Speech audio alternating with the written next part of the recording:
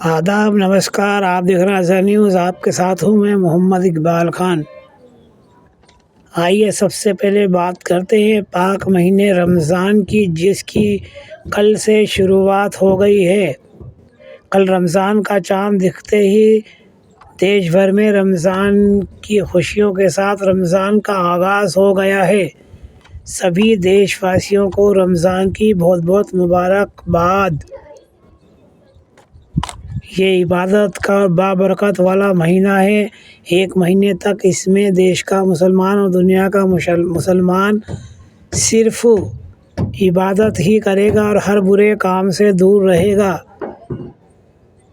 आइए अब हम आपको दो खबरों से रूबरू कराते हैं, जो कि महाराष्ट्र और उत्तर प्रदेश से आ रही, जहां दोनों ही प्रदेशों में भाजपा की सरकारें हैं।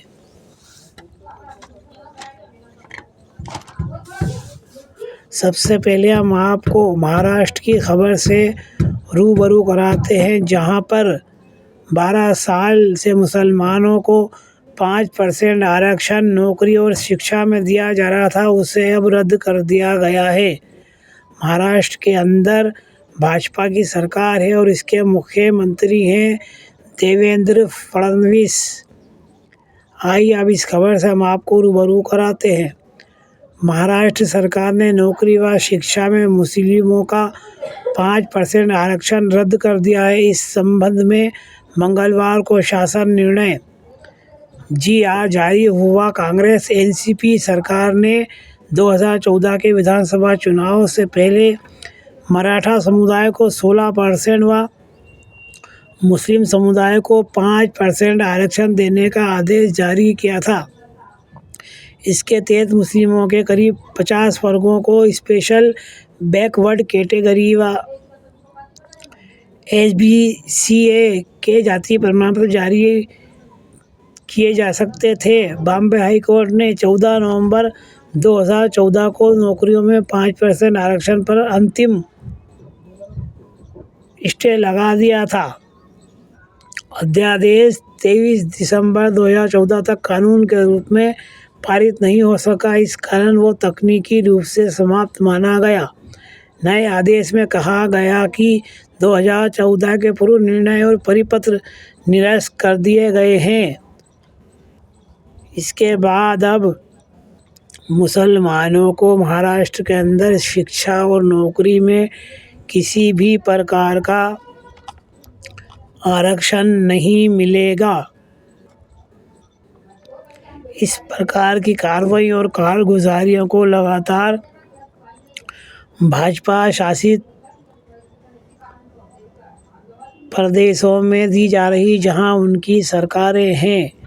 आइए दूसरी खबर से हम आपको रूबरू कराते हैं, जो कि भाजपा शासित प्रदेश और देश के सबसे बड़े राज्य उत्तर प्रदेश से आ रही है।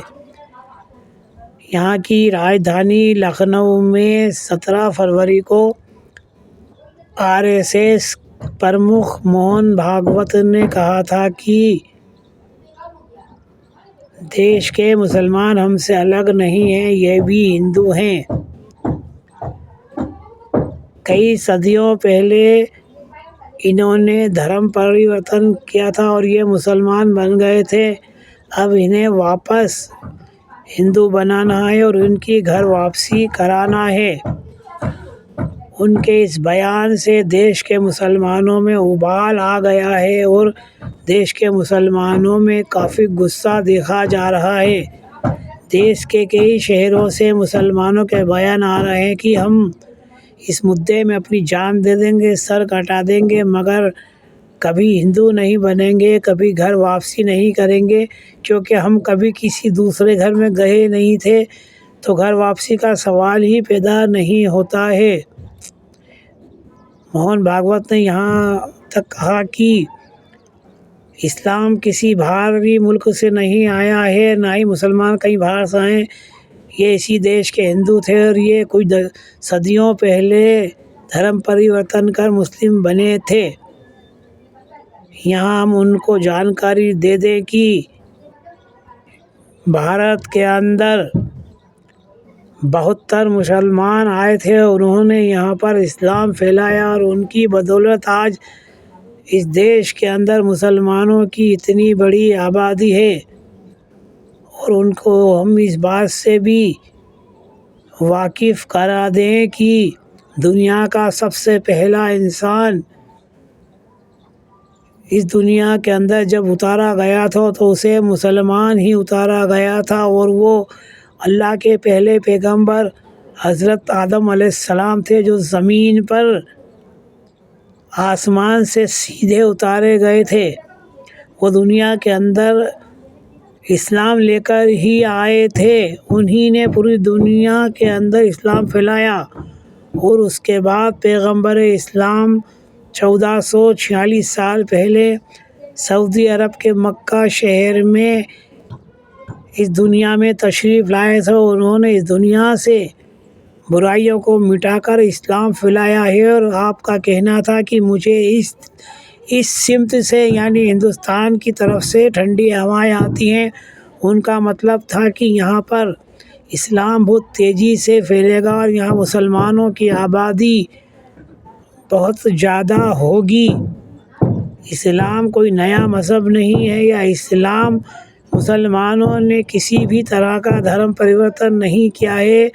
भागवत अपनी इस अज्ञानता को दूर कर ले। जो सपना वो देख रहे हैं कि मुसलमानों का धर्म परिवर्तन करा देंगे या घर वापसी करा देंगे, वो उनका दिन में देखा हुआ सपना है, इससे ज़्यादा कुछ भी नहीं। उनके इस बयान से देश के मुसलमानों में काफ़ी बवाल मचा हुआ है और काफ़ी देश की जमातें उनके बयान से नाराज़ हैं। मौजूदा हालात में उनका जो बयान आया है वो रमज़ान के करीब आते आते आया, इसलिए देश का मुसलमान अभी रमज़ान की इबादत में मशरूफ़ है।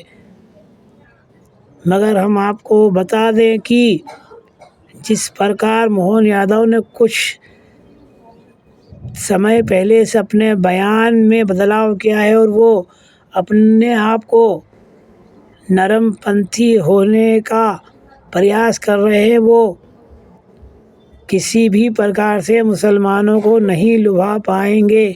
यहाँ हम आपको बता दें कि आरएसएस खुद एक गैर संवैधानिक जमात है, गैर संवैधानिक संगठन है। 100 साल में आरएसएस ने कभी अपना रजिस्ट्रेशन नहीं कराया है और ना ही वो संवैधानिक जमात या संगठन है। उसके मुखिया इस प्रकार के बयान देकर क्या दर्शाना चाहते हैं। यहाँ हम आपको एक जानकारी और दे दें कि 1925 के अंदर आरएसएस की स्थापना हुई थी और 2025 में आरएसएस की शताब्दी वर्ष मनाया जा रहा है। इसी दौरान लखनऊ में मोहन भागवत ने यह बयान दिया था, जिसकी अब पूरे देश के मुसलमान कड़ी निंदा कर रहे हैं। कुछ हिंदू संगठनों का कहना है कि हम मुसलमानों से धर्म परिवर्तन करवा लेंगे, उन्हें हिंदू बना लेंगे और उनके घर वापसी करा लेंगे। उनको भी यहाँ बता दें कि इस प्रकार के दिन में देखे हुए सपने देखना वो छोड़ दें। हमने सोचा खबर काफ़ी दिलचस्प है, आपको इससे रूबरू करा दें। आप देख रहे हैं अज़हर न्यूज़ और आपके साथ हूँ मैं मोहम्मद इकबाल खान। फिर ऐसी किसी दिलचस्प जानकारी के साथ मैं आपसे रूबरू होऊंगा। अगर वीडियो पसंद आई हो तो लाइक कीजिए, शेयर कीजिए, सब्सक्राइब कीजिए।